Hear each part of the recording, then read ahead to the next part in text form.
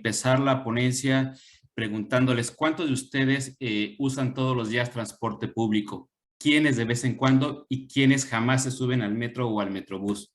Bueno, déjenme decirles que el 70% de los habitantes de la Ciudad de México lo hacemos diariamente y en promedio gastamos 66 minutos de nuestra vida todos los días. Si echamos números, vamos a encontrar que perdemos 22 horas al mes y eso representa 11 meses de exposición directa a la contaminación de del tráfico vehicular.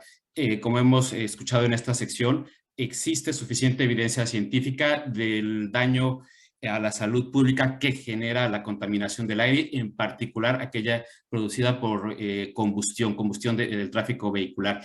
Y también contamos con información científica muy robusta que inclusive exposiciones cortas, menores a 1 hora, son suficientes para causar daños a la salud.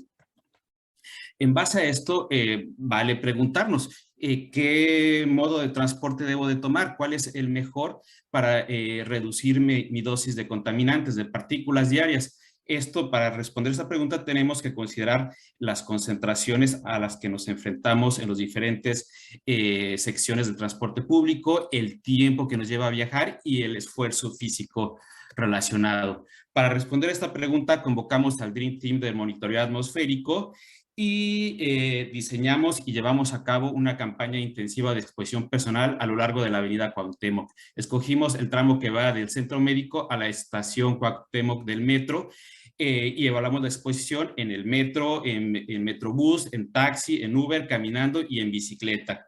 Y además contamos con un sitio de referencia para comparar la exposición, las concentraciones de exposición en los diferentes modos de transporte. Este sitio de referencia estuvo en el Parque México, que está exactamente enfrente del Centro Médico.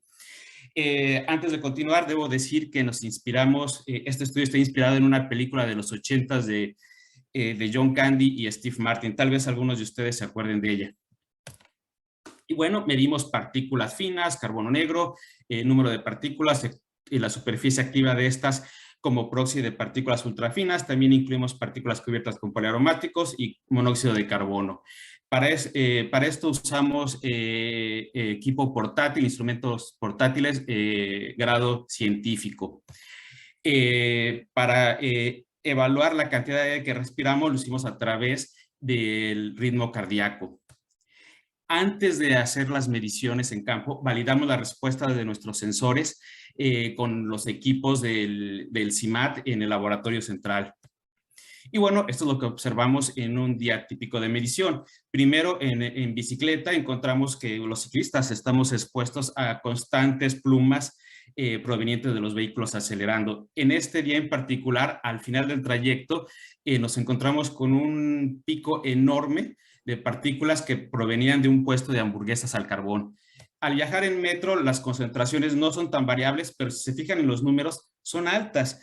Y sucede que el sistema de ventilación del sistema metro toma el aire exactamente de la calle, donde está el tráfico vehicular, y se acumulan esas partículas dentro de la estación del metro. A esto hay que sumarle las partículas provenientes de las vías y del sistema de electrificación. Esto se puede solucionar con un diseño de... ¿Perdón? Sí, adelante. Si guardan silencio, se los agradezco. Adelante, bueno, por favor. Sí, esto se puede solucionar con estaciones modernas que cuenten con sistemas de aire acondicionado eficiente y que haya puertas que dividan las vías de la estación. En cuanto al Metrobús, los periodos de mayor exposición es en la estación mientras esperamos y cuando nos bajamos del metro. Y son claros los picos de cuando abren las puertas del camión. Cuando viajamos en Uber, la mayor exposición se da al esperar al vehículo, ya una vez dentro del vehículo con el aire acondicionado en modo de recirculación, vemos que es eficiente para bajar las partículas.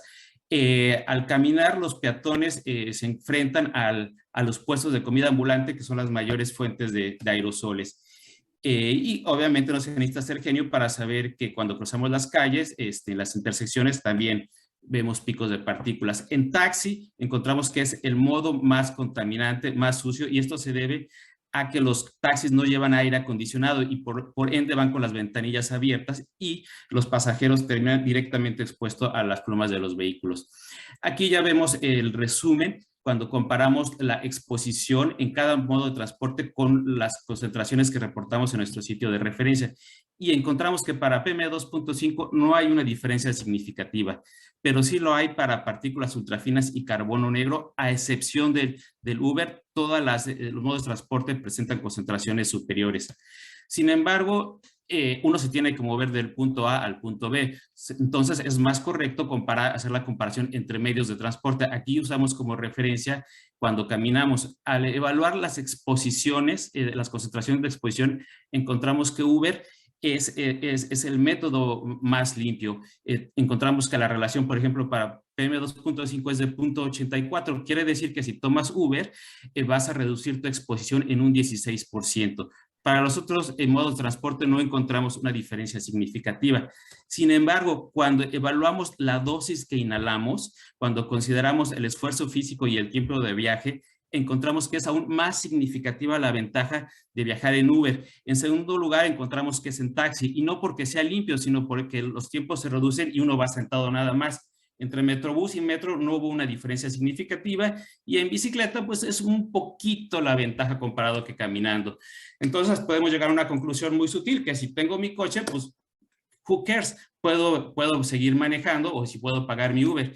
Y pobres de aquellos que tienen que andar en bicicleta. Pero no es así. El viajar en transporte privado no debería representar ningún beneficio mayor. Desde hace mucho sabemos que requerimos transporte limpio, seguro y confiable.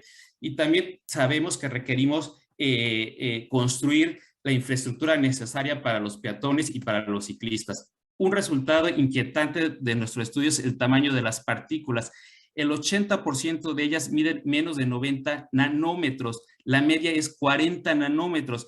Esto cae en el modo de nucleación, y el problema con ella es que el 60% va directamente a nuestros alvéolos.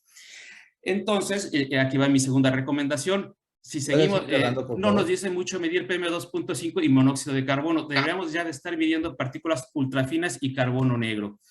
Por cierto, para el número de partículas y la superficie activa son proxies de partículas ultrafinas. Y mi última slide, a todo el mundo le encanta echarse unos tacos, unos sopes.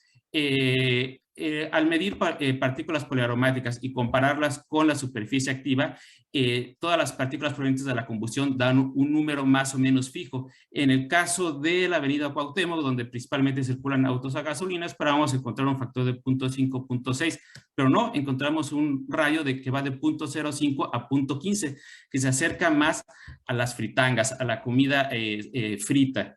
Lo que, bueno, nos dice que además de cuando echamos un taco, un sope, además de pensar del peso y del colesterol, hay que pensar en la cantidad de partículas que estamos respirando. Aquí les dejo la referencia si les interesa saber más